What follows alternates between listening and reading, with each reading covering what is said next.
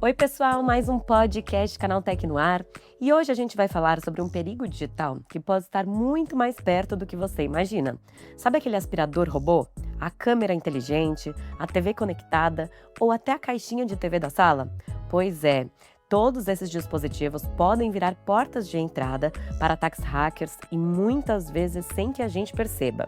Com a explosão da casa inteligente e dos aparelhos conectados, cresce também o número de ataques envolvendo dispositivos IoT, a chamada Internet das Coisas. E o mais assustador, muitos desses ataques acontecem de forma invisível.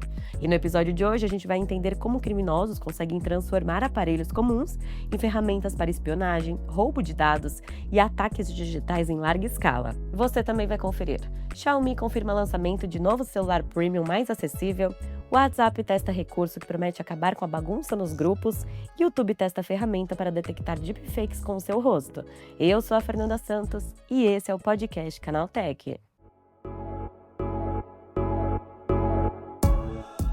E para entrar no tema do episódio e explicar por que dispositivos aparentemente inofensivos estão se tornando alvos de cibersegurança, eu converso hoje com Matheus Castanho, Tech Lead da Huge Networks. Durante a entrevista, ele explica como funcionam os ataques usando aparelhos IoT, comenta os riscos de dispositivos sem atualização, fala sobre o crescimento das chamadas botnets e também traz um alerta importante sobre TVs box, roteadores domésticos e aparelhos inteligentes cada vez mais presentes dentro das nossas casas. A conversa ainda aborda o impacto da inteligência artificial nesse cenário e como a segurança digital precisa acompanhar a velocidade da tecnologia conectada.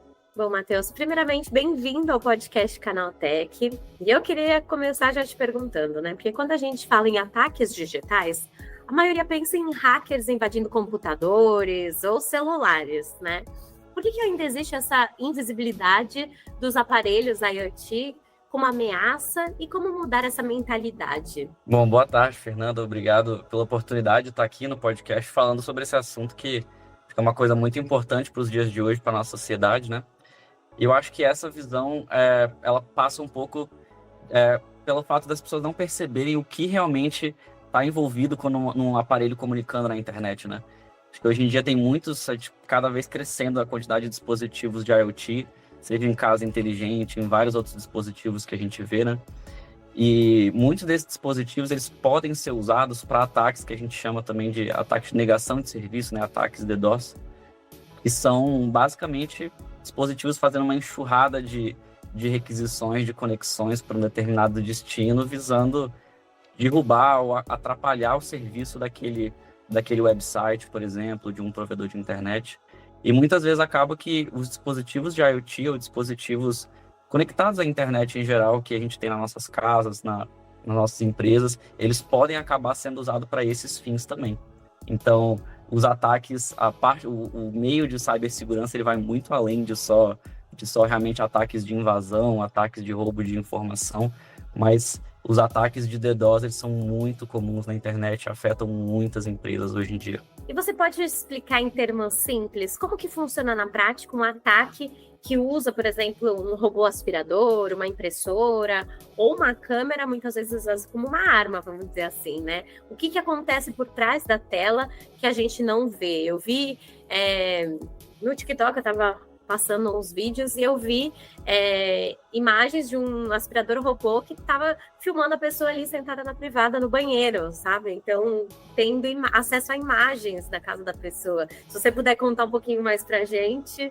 Bom, quando a gente fala especificamente de ataques DDoS, por exemplo, o ataque geralmente ocorre, tem várias etapas, né? Então, o primeiro passo que precisa acontecer é a invasão de um dispositivo. Então, a grande maioria dos ataques que a gente vê hoje em dia ocorrendo, eles usam as chamadas botnets, que são como se fossem redes de computadores zumbis na internet, que podem ser de tudo. Seja uma câmera conectada à internet, um IPTV, né?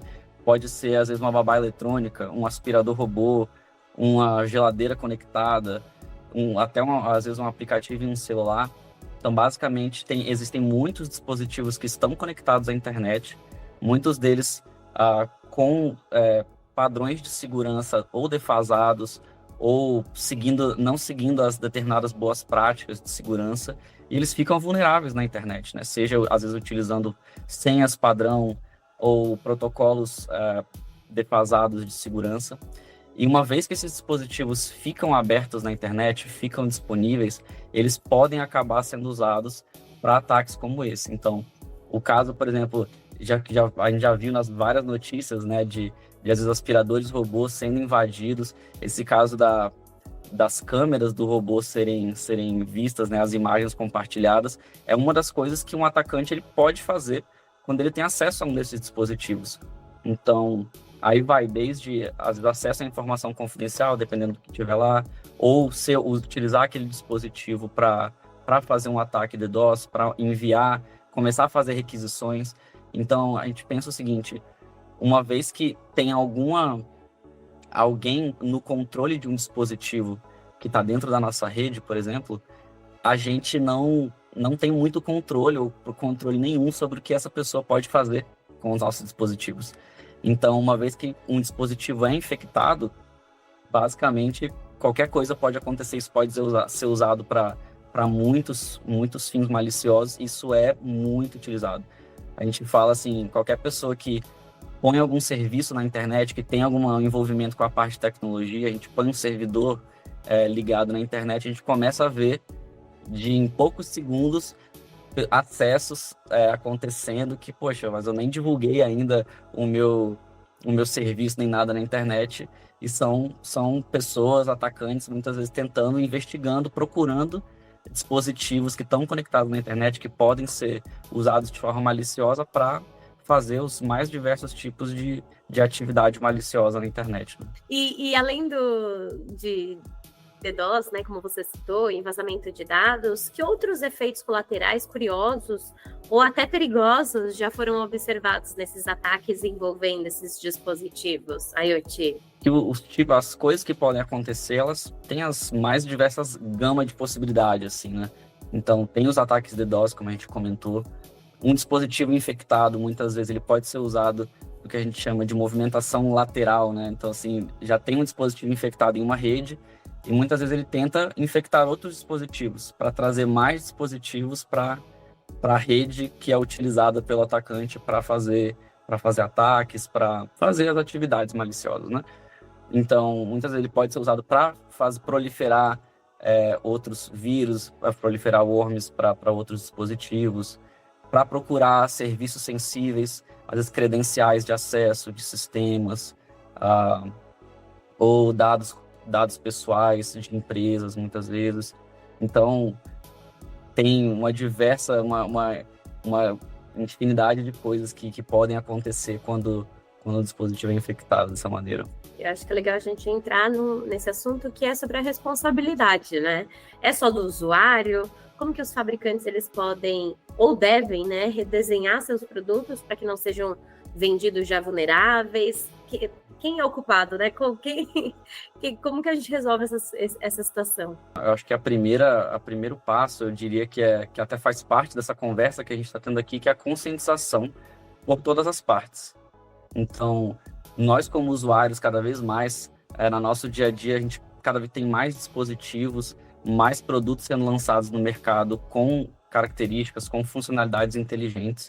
Então, acho que a conscientização de que esse tipo de coisa realmente existe, de que realmente existem dispositivos que podem ser infectados, que são usados de forma errada na internet, que muitos desses dispositivos estão dentro da nossa casa, é o primeiro passo, é um passo importante para a gente começar a tomar algumas precauções, né? Então, eu diria que, do ponto de vista, assim, a partir do momento que a gente tem essa consciência, passar a ser um pouco mais criterioso com o tipo de dispositivo que a gente compra. Então, hoje em dia tem muitos dispositivos que são muito baratos, são feitos, muitas vezes, sem as boas práticas de segurança, e esses correm muitos riscos, trazem muitos riscos para as nossas redes, para o nosso dia a dia, né? Então, ser criteriosos com os fabricantes conhecidos, produtos que tenham suporte de preferência do fabricante, porque muitos dispositivos que são usados nesses ataques são também dispositivos antigos, dispositivos que não têm mais suporte, porque do ponto de vista do fabricante, quando um fabricante tem um produto que está sendo comercializado, E o fabricante geralmente define um período, um tempo que ele vai prestar o suporte, que ele vai oferecer atualizações. E quando alguma vulnerabilidade, alguma falha de segurança é encontrada, geralmente a comunidade de segurança compartilha essas informações com os fabricantes para que o fabricante possa tomar as devidas providências.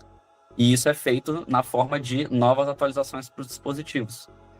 Então, uma vez que tem uma atualização disponível, entra um outro passo importante em toda essa proteção, que é manter os dispositivos atualizados.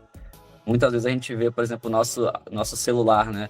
Vem uma nova atualização do sistema operacional. Nossa, que legal! Quais funcionalidades vão chegar? E aí só tem um item, né? A segurança desse dispositivo foi aprimorada. E muitas vezes a gente fica, poxa, não vai mudar nada, né? Mas isso é muito Já tá importante. mudando. Exato, exatamente. Uhum. Isso é extremamente importante porque essas correções de segurança são exatamente para proteger contra vulnerabilidades que já foram descobertas, que às vezes já têm sido aproveitadas pela internet, né, no mundo. Então, é de extrema importância. Então, é uma responsabilidade compartilhada, tanto dos usuários, de serem criteriosos e pensarem nessa questão de privacidade, de segurança, também dos dispositivos, de ficarem de olho nos seus dispositivos. Tem uma atualização disponível, tem o meu roteador, às vezes eu uso um roteador específico em casa. Qual foi a última vez que eu atualizei o firmware desse roteador? Ou a última vez que eu atualizei até o meu próprio celular, os dispositivos que eu tenho. E desses dispositivos, né? Desde câmeras, TVs, roteadores, aspirador até de pó, qual que você considera hoje o mais perigoso ou mais visado pelos criminosos e por quê? A gente tem visto muitas dessas botnets, essas redes de computadores infectados que são usados para ataques. A gente tem visto ataques recentes, muitos utilizando, por exemplo, TV Box, aquelas caixinhas de TV que muitas vezes tem um Android instalado, você instala os aplicativos, né, para tornar a sua TV smart. Esses dispositivos, muitas vezes, eles têm sido utilizados para ataques, têm sido infectados. Esses são muito arriscados porque muitas TVs dessas, elas não são regularizadas e usam software antigo, às vezes versões do Android muito antigas, que não têm atualizações, não têm a segurança devida. E as formas, às vezes, de você instalar, de você atualizar, exige você baixar coisas de sites de terceiros. Então, eu diria que esses dispositivos são muito arriscados. Tem que tomar muito cuidado com esse tipo de dispositivo em casa. E eu acho que qualquer dispositivo que precisa estar conectado à internet e que não venha de um fabricante reconhecido, de uma empresa sólida, que tem uma reputação por conhecer, por adotar práticas de segurança, né? São coisas que a gente precisa se preocupar muito. E muitas vezes até os aplicativos que a gente instala nos nossos celulares, né? Hoje em dia, tem muitas pessoas buscando, por exemplo, por VPN. Vou baixar um aplicativo de VPN aqui para aumentar a minha segurança. Só que qual é o aplicativo de VPN? Quem é esse provedor de VPN que você está instalando, né? Já houve relatos de dispositivos de VPN gratuitos disponíveis nas lojas de aplicativos serem usados para as instalações dos aplicativos ali serem usados em ataques também. Então são coisas que a gente tem que se preocupar, tem que ficar de olho. E eu acho que é cada vez mais, né? Porque a gente está vendo eletrodoméstico conectado, carro conectado, fechadura inteligente, né? Então, não é só mais um dispositivo, como você falou, né? Hoje está tudo conectado numa mesma rede, né? E aí, qual você acha que é o próximo capítulo? Qual será o próximo capítulo dos riscos, né, via esses dispositivos, que ainda não está no nosso radar, não está no radar da maioria das pessoas, e do lado da segurança também, né? Você falou que a gente está vivendo um novo momento nessa questão de segurança. Qual que é o próximo capítulo, né? Para onde a gente está caminhando? Eu diria que agora, até com o avanço da IA, né, a gente tem visto muitas evoluções nos últimos anos, de forma assustadora muitas vezes, né?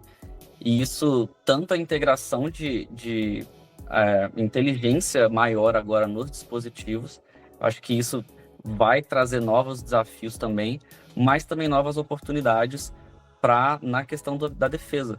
Porque conforme a quantidade de dispositivos vai aumentando muito, a quantidade de dados a serem processados, a quantidade de informações a serem cruzadas e entendidas para a defesa também vai aumentando.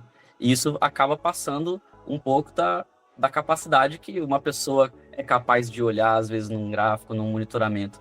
Então, eu diria que tanto o uso da IA para a geração de ataques a parte ruim da situação deve aumentar com o passar do tempo, agora que as ferramentas estão ficando cada vez mais acessíveis, mas também o uso de IA para fazer a parte de segurança também deve aumentar, conforme ambos os lados, tanto o bem quanto o mal, digamos assim, da balança, começam a usar mais essas ferramentas e utilizar o poder delas para tratar dessa questão de segurança, para processar dados e para extrair informações e tomar ações de forma mais rápida, de forma mais autônoma, de forma mais assertiva também. E, Matheus, para a gente fechar, quem tem vários aparelhos conectados em casa, o que pode fazer de forma simples e prática para se proteger? E existe algum sinal de alerta que mostre que esses dispositivos podem já estar comprometidos, já que muitas vezes esses ataques são invisíveis, né? Bom, acho que em termos de cuidados, a gente sempre tomar cuidado para manter os dispositivos atualizados. Então, se existem atualizações para os dispositivos, manter atualizados. As correções de segurança são muito importantes. Muitos dispositivos, quando a gente configura a primeira vez, você tem alguma coisa inteligente, uma câmera inteligente, leia o manual. Muitas vezes eles vêm com senhas padrão ou com definições padrão, acesso remoto habilitado. Então, tomem muito cuidado, leiam o manual e troquem senhas padrão quando for o caso, porque isso é muito utilizado para tomar, né, esses dispositivos. No caso de empresas que às vezes tem uma questão de infraestrutura de rede, tem um controle maior sobre a rede, né? Então, aplicar regras de firewall, fazer um monitoramento mais cuidadoso do que entra e sai da sua rede. Muitas vezes a gente não vai ter esse nível de controle em casa, mas do ponto de vista numa organização, isso já é mais comum, já é um requisito, né, de boas práticas de segurança. Então, fazer realmente esse dever de casa, de firewall, de monitoramento, de limitar os acessos, exigir muitas vezes VPN para acesso a coisas internas da empresa, tomar cuidado com os dispositivos, as aplicações que são instaladas nos nossos notebooks, nos nossos dispositivos, nos nossos celulares, isso é muito importante. E em termos de detecção, hoje esse ainda é um desafio. Eu diria que, principalmente para o usuário final, para nós, pessoas comuns no dia a dia, ainda é muito difícil a gente realmente ter certeza ou detectar que os nossos dispositivos estão sendo usados. Porque muitas vezes, do ponto de vista de um único dispositivo, a quantidade de, por exemplo, requisições de mensagens sendo mandadas para a internet, num exemplo de um caso de ataque DDoS, elas são muito pequenas para serem detectadas, até se a pessoa for um pouco mais entusiasta, tiver um conhecimento de tecnologia, muitas vezes vai passar despercebido, né? Então, eu diria que essa é uma das áreas que a gente ainda precisa melhorar, acho que como sociedade, como comunidade de tecnologia, né? Como que a gente pode ajudar as pessoas a também adotarem essas práticas de segurança e detectarem quando tem alguma coisa acontecendo. Porque hoje a gente está numa velocidade muito grande para adicionar novas funcionalidades, oferecer novos recursos, cada vez tornar as coisas cada vez mais inteligentes, mas muitas vezes a parte de segurança tem sido deixada em segundo plano. E isso, os riscos estão começando a ficar cada vez mais claros e as consequências também a cada dia que passa, né? Matheus, muito obrigada por estar aqui com a gente no podcast. Eu acho que essa conversa mostra que segurança digital não é só assunto de empresa, né? Começa no nosso dia a dia, com os dispositivos que a gente usa, que está às vezes na nossa mão, na nossa frente. Obrigada por dividir com a gente seu conhecimento. Muito obrigado. Eu que agradeço. E vamos agora para o Giro de Notícias. E a Xiaomi confirmou a data de lançamento do novo Xiaomi 17T 5G, celular que promete levar recursos de topo de linha para uma faixa de preço mais acessível. O aparelho deve chegar com um processador poderoso, foco em inteligência artificial, tela avançada e carregamento ultra rápido, características normalmente vistas nos modelos premium mais caros da marca. A linha T já ficou conhecida por entregar desempenho forte, sem cobrar preço de flagship completo. E a expectativa é que o novo modelo dispute espaço diretamente com o Galaxy FE e o Motorola Edge no mercado global. E o WhatsApp pode mudar bastante a forma como a gente conversa no iPhone. O aplicativo começou a testar um sistema de respostas encadeadas, criando fios de conversa organizados dentro dos chats. Na prática, será possível acompanhar respostas ligadas diretamente a uma mensagem específica, sem aquela bagunça comum em grupos muito movimentados. A novidade apareceu na versão beta do WhatsApp para iOS e aproxima o app de plataformas como Discord e Slack, muito usadas em trabalho e comunidades online. Ainda não há previsão oficial para o lançamento da função para todos os usuários. E o YouTube começou a expandir uma ferramenta que promete ajudar usuários a identificar deepfakes usando o próprio rosto. A tecnologia funciona com inteligência artificial e cria uma espécie de assinatura facial para procurar vídeos falsos dentro da plataforma. Se encontrar um possível deepfake, o sistema alerta o usuário, que pode pedir a remoção do conteúdo. A novidade surge em meio ao aumento de golpes, vídeos falsos e clonagem de identidade com IA. Por enquanto, a ferramenta ainda está em fase de testes e não consegue detectar imitações de voz, apenas o uso indevido da imagem das pessoas.